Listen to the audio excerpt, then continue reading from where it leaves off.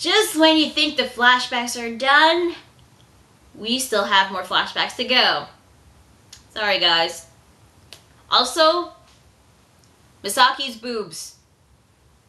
You're welcome, fanboys. You're welcome.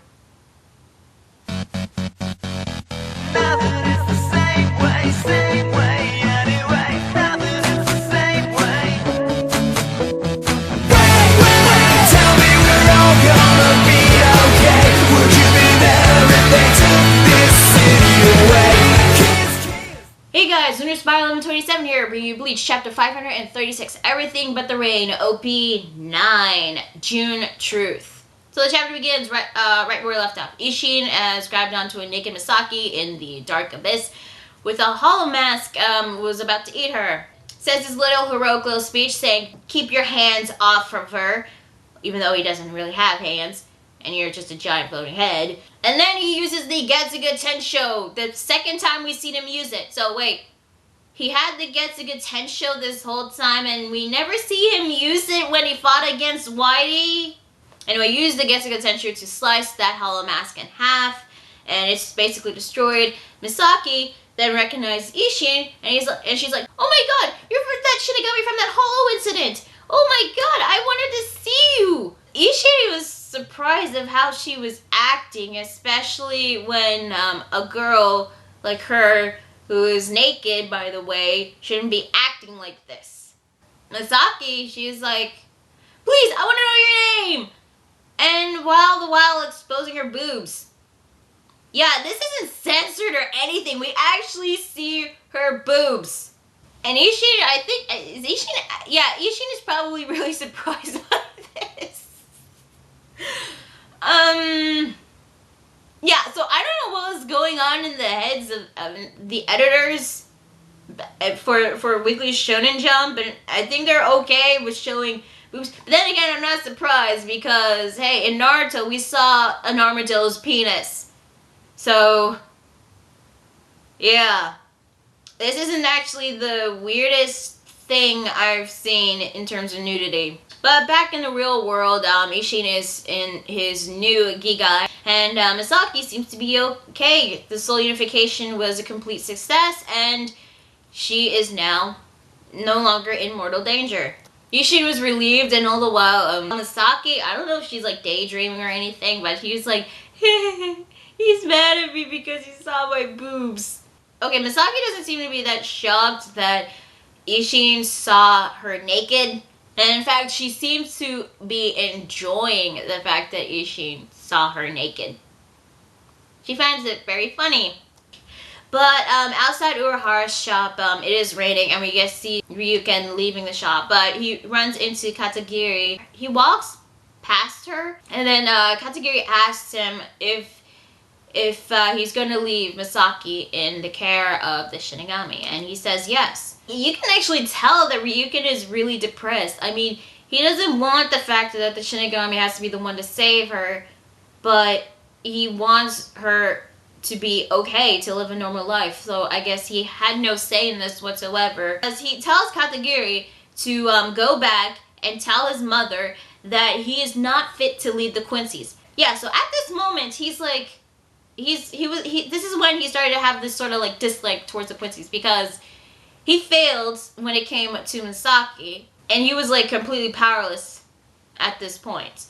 But Katagiri refused because it was her duty to protect him at all costs. I know that Katagiri is getting a lot of hate because she ratted out Masaki, but it seems that she was right because she was infected by the hollow and went from that wound. So I guess she was kind of right to tell Ryuken's mother what happened. And I think you would call this a love confession, I'm not really sure, but Katagiri said that the moment they saw each other, she devoted herself to him. Also, they met ever since they were like little kids. And then she begs him not to cry, not to be depressed, because seeing him that way is breaking her heart. And you see like a single tear streaming down her eye. Ryuken tells her that it's gonna be okay. Let's go home. And then with this, Katagiri smiles. She's like, okay. So they leave. And it looks like we're finally finished with this flashback, because on the next page we get to hear Ishii narrating of what happened afterwards. After Masaki graduated from high school, she left the Ishida residence, and it seems that it was probably the best decision because her soul was tainted of the hollow, so she's no longer a pure Quincy and she cannot stay. Yeah, it kind of sucks, but apparently wasn't a difficult decision in terms of preserving the Quincy bloodline. And it turns out it was actually Ryuken who had the final say. He just wanted to make a clean and total break from his feelings towards Masaki. I knew that she might leave the Ishida residence. But I wasn't expecting Ryuken to be the one to make the final decision.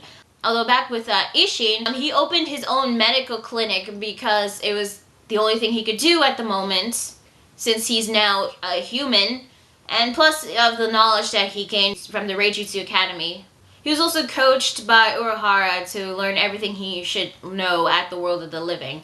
And it seems that over the years, Masaki and Ishin's relationship eventually started to grow, and they started becoming really close. Now, when she asked Ishin what happened and why he's staying, he said that he was stripped of his Shinigami powers and was exiled from Soul Society for violating the rules.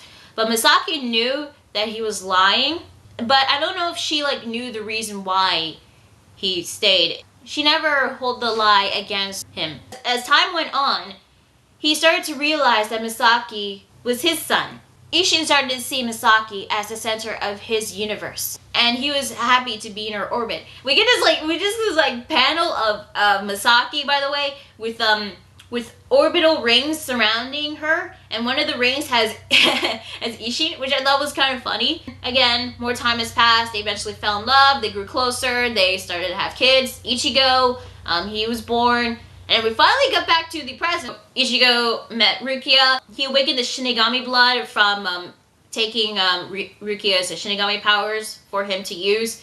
And then when Urahara trained him, he started to get his own Zanpakuto. During the Soul Society arc, he awakened his hollow, which was manifested from Masaki's tainted soul, by the way. And that hollow took a form of Shirasaki. And you'd think that it was because of Masaki's death that that the reishi strings were severed and he was able to become a Shinigami again. No, it was actually because of Ichigo's hollow that was awakened. That was when the reishi strings were severed. His Shinigami powers returned after 20 years. So you think the flashbacks are over. Well, there's still more.